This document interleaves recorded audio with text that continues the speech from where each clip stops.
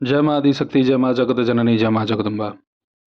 जितने भी प्रिय शिष्यों ने हमसे दीक्षा प्राप्त किया है माता बगलामुखी के बीज मंत्र का, आज उनको इसी बीज मंत्र का कैसे जप करना है, कैसे इसे अपने लिए जागृत करना है, सिद्ध करना है, आज इसी विधान को मैं आप सभी लोगों के सामने प्रस्तुत करूंगा।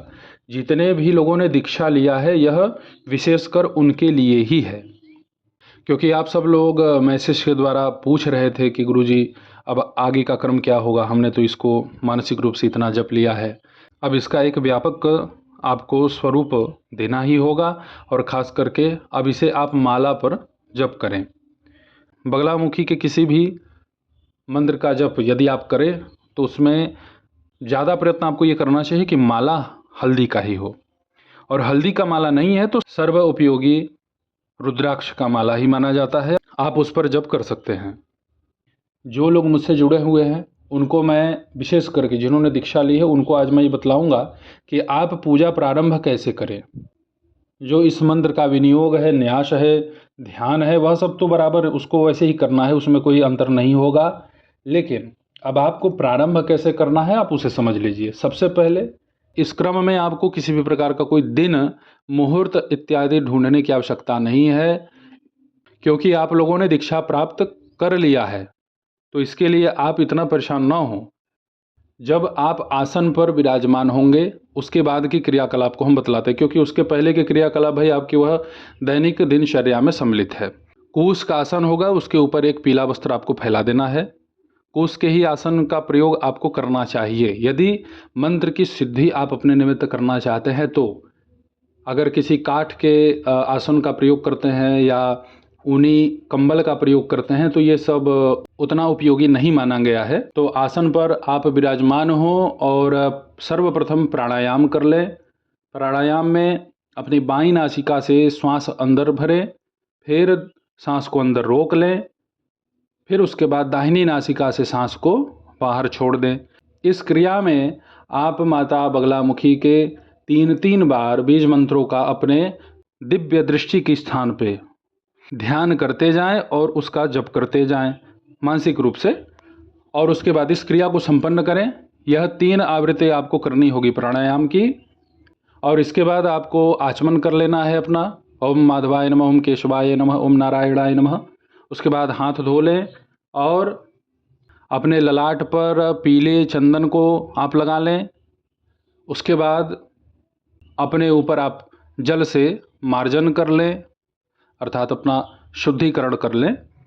ओम अपवित्र पवित्र वा सर्वावस्थांगतोपि वा स्मृत पुंडरीकाक्षम स बाह्याभ्यंतर शुचि। इस मंत्र को बोलते हुए अपने ऊपर थोड़ा सा जल 3 बार छिड़क लें। उसके बाद जहाँ पे आप बैठे हुए हैं उसी आसन के अग्रभाग में आप थोड़ा सा जल गिरा दें और यह मंत्र बोलते हुए ओम पृथ्वी त्वया धृता लोका देवी त्वम विष्णु नाम धृता त्वम च धारयामाम देवी पवित्रम कुरुचासनम। अब आप संकल्प कर लें अपना। संकल्प में कुछ भेद लोग रखते हैं, नित्य संकल्प करते हैं। कुछ लोग संकल्प में एक ही बार में 1.25 लाख का संकल्प ले लेते हैं, तो वो नित्य संकल्प फिर नहीं लेते। और कुछ लोग दैनिक संकल्प लेते हैं 3000 का। तो दोनों अपने आप में सही है, आप जैसा आपको उचित लगे आप कर सकते हैं। अब इसके बाद संकल्प पूर्ण हो जाने के पश्चात माता का एक विग्रह आपके सामने होना चाहिए, जिसमें माता अपने बाएं हाथ से शत्रु की जिह्वा खींच रही हों, दाहिने हाथ में गदा धारण किए हुए हों और चेहरे पे मुस्कुराहट हो माता के। ऐसा एक छवि आपके पास माता रानी का होना चाहिए, और उनके ऊपर आप माल्य अर्पण कर दें। एक पीले पुष्प का माला आप उनको अर्पित करें, या माला नहीं है उपलब्ध तो आप 4-5 पुष्प ले लें, वही अर्पित कर दें माता रानी को। पीले रंग का ही आपको फूल चढ़ाना है। माता पिताम्बरा को भोग में आप किशमिश रख सकते हैं, एक पात्र में जल भर के उनके समीप आप रख देंगे। घी का दीपक अवश्य जलना चाहिए, और उस बाती को जो उसमें प्रज्वलित आप करेंगे उसे आप हल्दी से पहले ही पीला कर लें। यदि आप हल्दी से पीला करना भूल गए हों, सफ़ेद बाती आपने उसमें डाल ही दिया और अग्नि जला दी, तो उसमें ऊपर से 1 चुटकी हल्दी आप डाल दें। ये घी का दीपक आपको ऐसे ही हमेशा जला के रखना है, और माता को बिल्कुल प्रसन्न भाव से, ऐसा नहीं कि उतावलापन हो, स्थिर भाव से आनंद में अपना जो है माई का पूजन आपको करना है। अब इसके बाद की क्रिया ये है सर्वप्रथम आपको अपने गुरु को प्रणाम करना है। देखिए भाई, मैं इसलिए ऐसा कह रहा हूँ क्योंकि मैं ऐसे ही करता हूँ। मैं स्वयं सबसे पहले अपने गुरुजी को ही प्रणाम करता हूँ। श्रद्धापूर्वक उन्हें प्रणाम करके उसके बाद फिर भगवान गणेश का पूजन करता हूँ।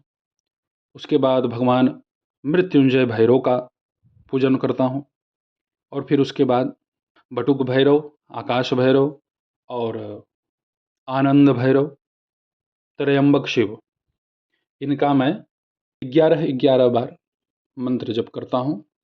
आप लोगों को इतना कुछ करने की आवश्यकता नहीं है। बस मुख्य रूप से गुरु, हरिद्रा गणेश, मृत्युंजय भैरव और त्र्यंबक शिव, इतने ही लोगों को आपको मुख्य रूप से अपने लिए जागृत करना है, इनको पूजना है। क्योंकि सबके थोड़े से क्रम अलग अलग हैं। अब यदि मैं आपको कह दूं कि नहीं अष्टभैरव का आपको जो है पूजन करना है, तो आपके लिए परेशानी ये हो जाएगी कि कितना पूजा आप करेंगे। मुख्य रूप से तो हमको माता पिताम्बरा का जो है बीज मंत्र जपना है, उसे जागृत करना है, सिद्ध करना है। मैंने अपने क्रम को इसलिए आप लोगों के सामने रखा क्योंकि आप लोगों को भी थोड़ा मेरे भी विषय में जानकारी रहना चाहिए और आपको क्रम भी पता होना चाहिए कि कितने भैरवों को, कितने देवी देवताओं का पूजा माता पिताम्बरा के साधना में किया जाता है। अब इसके पश्चात अब अपना बगलामुखी माता का बीज मंत्र का साधना प्रारंभ कीजिए। वही विनियोग करना है, न्यास करना है, ध्यान करना है। डिस्क्रिप्शन में मैं माता बगलामुखी के इस साधना क्रम को दे दूंगा कि 1.25 लाख जब आप इस मंत्र का जप करेंगे तो इसका आपको लगभग 12,000 हवन करना है।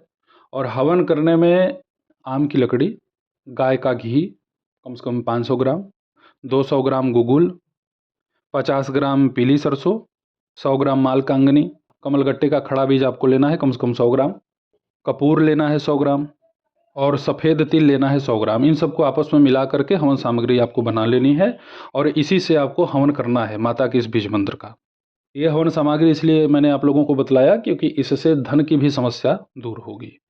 कर्ज है तो कर्ज भी दूर होंगे, साथ साथ माई की कृपा भी आपको मिले।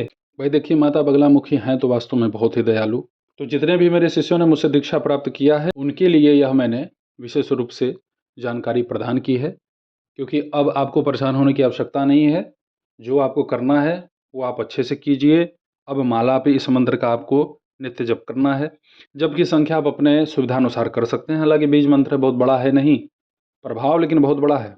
तो इसे कम से कम आप एक दिन में 3,000 भी कर सकते हैं, 5,000 भी कर सकते हैं, जैसा आपके पास समय है।